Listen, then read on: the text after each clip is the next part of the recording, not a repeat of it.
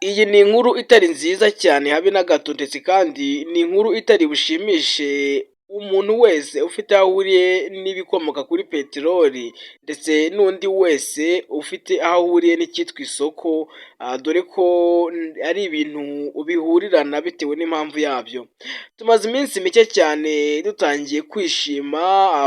abatuye isi hafi ya yose, navuga ko ari isi yose batangiye kujya mu byishimo bitewe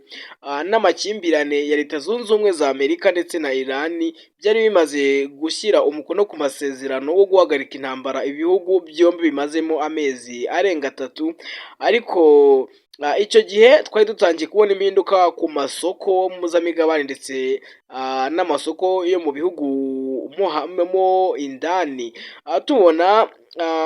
ibiciro by'utugunguru twa peteroli twatangiye kugabanuka, byari biri gutanga icyizere, ariko kandi no ku masoko aho duhahira ibyo turya n'ibindi bikoresho bisanzwe twatangiye kubona impinduka nziza,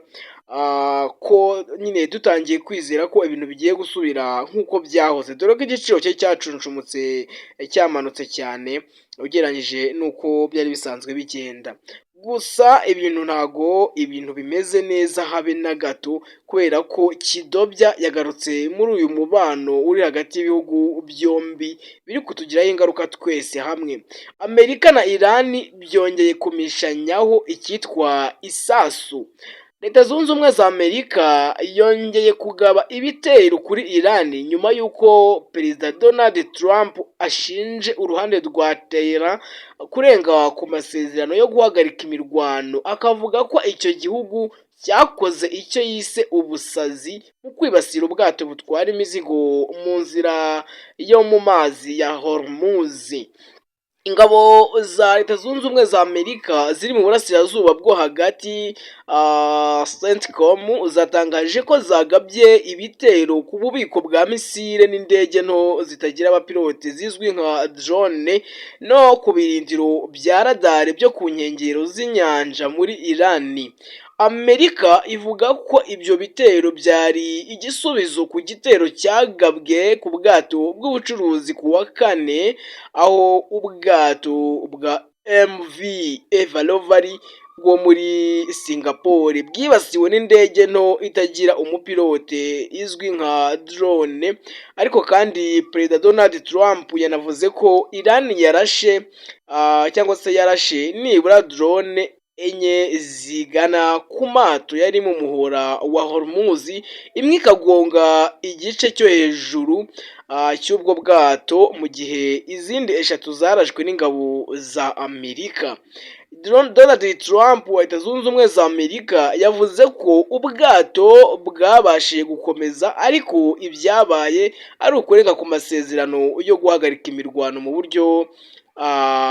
bw'ubupfapfa, nk'uko uyu Donald Trump yagiye abigaragaza, anabwira uruhande rwa Iran, agaragaza uburyo ki bari gukora icyitwa ubucucu cyangwa se ubugoryi muri iyi ntambara cyangwa se n'ibi bitero bari kugaba ku ruhande rwa Leta Zunze Ubumwe za Amerika. Donald Trump birasa naho nta mikino afite, ndetse abantu batangiye gutekereza ko hari ibyihishe inyuma, cyangwa se hari ibyo bashobora kuba bataremeranyije mu masezerano baherutse kugirana, basinyiye mu gihugu cy'Ubusuwisi, byagombaga kubera mu gihugu cy'Ubusuwisi, ariko ngira ngo umukono w'aya masezerano yasinyiwe mu nama ya G7. Iran yo rero kuri iki kibazo cy'ibitero yahakanye ko ariyo yarenze ku masezerano, ivuga ko ubwato bwibasiwe kuko bwakoresheje inzira itemewe mu kunyura muri uyu muhora wa Hormuz. Umutwe w'ingabo z'impinduramatwara za Iran ariko za IRGC washinje Leta Zunze Ubumwe za Amerika kurenga ku masezerano, uvuga ko igitero cyayo cyagabwe ku nkengero za Iran hifashishijwe impamvu z'uko hari ubwato bwanyuze mu nzira itemewe muri uyu muhora wa Hormuz, bityo bitari ukurenga ku mategeko cyangwa se ku masezerano ibihugu byombi biherutse kwemeranya. Uruhande rw'umutwe w'ingabo z'impinduramatwara ku ruhande rwa Iran, ni ukuvuga ngo batangaje ko nabo barashe ibirindiro bya gisirikare bya Leta Zunze Ubumwe za Amerika mu karere, nubwo batatangaje ibisobanuro birambuye kuri ibyo bitero baherutse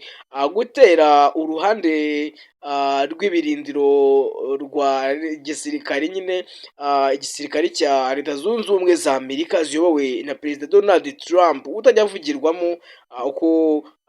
bigenda bigaragara. Visi Perezida wa Leta Zunze Ubumwe za Amerika rero nawe utajya uripfana yitwa Vance Jedi, yavuze ko niba Irani igifite ikibazo ku ishyirwa mu bikorwa ry'amasezerano ishobora gufata telefone ikabaza, ashimangira ko urugomo ruzasubizwa n'urundi rugomo. Ni ukuvuga uruhande rwa Leta Zunze Ubumwe za Amerika, cyangwa se uko visi perezida wa Leta Zunze Ubumwe za Amerika J.D. Vance we yatekereje ko, cyangwa se yavuze ko niba uruhande rwa Iran rugize ikibazo ku bijyanye n'amasezerano cyangwa se kwishyirwa mu bikorwa ryayo, hakaba hari icyo babona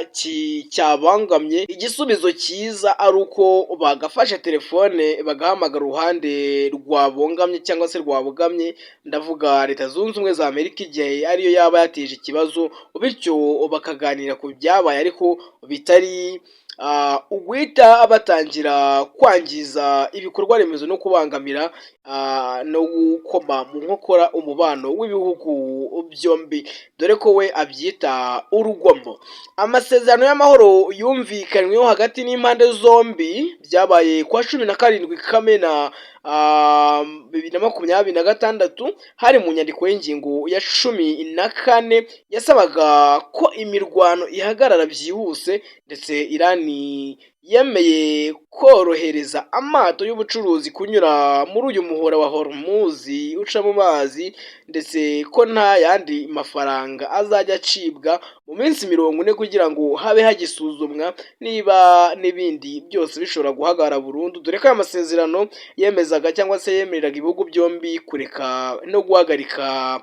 icyitwa umurwano cyangwa se imirwano n'ibitero byose muri rusange, icyitwa intambara hagati y'ibihugu byombi kikaba cyahagarara. Gusa ntabwo ibintu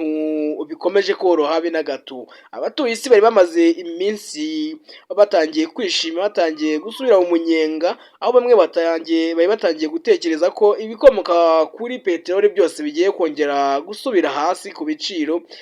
nubwo ibigo bitandukanye ndetse na minisiteri zitandukanye ntabwo zizagatangiye kugaragaza ibiciro bishya, ariko amahirwe yari ahari ni uko byanze bikunze ubwo uyu muhora utangiye gufungura, ibintu byari bitangiye kugenda neza. Ntabwo urafungwa, ariko nanone nkwibutse ko uruhande rwa Irani rwari rwaragennye ko hari abazajya baca muri uyu muhora wa Hormuz ari uko bishyuye, nabyo byasaga no kurenga ku mabwiriza cyangwa se ku masezerano bagiranye, cyane ko ibi bitari mu masezerano ibihugu byombi byasezeranye ndetse bigashyiraho umukono, ariko kandi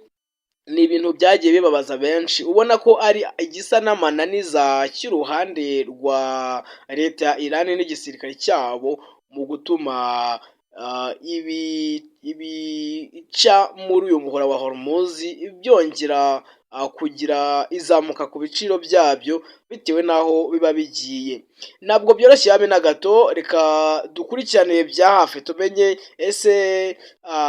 ibi bitero birahagarara, impande zombi hari icyo zirumvikana, bimeze gute? Reka nizeye ko bumeze neza cyane. Rero nta makuru abagezweho nk'ibisanzwe hano kuri Dia Wacu TV, jya wibuka gusiga igitekerezo. Iyi ni Dia Wacu TV, Ngendi Olivier, ndabakunda cyane.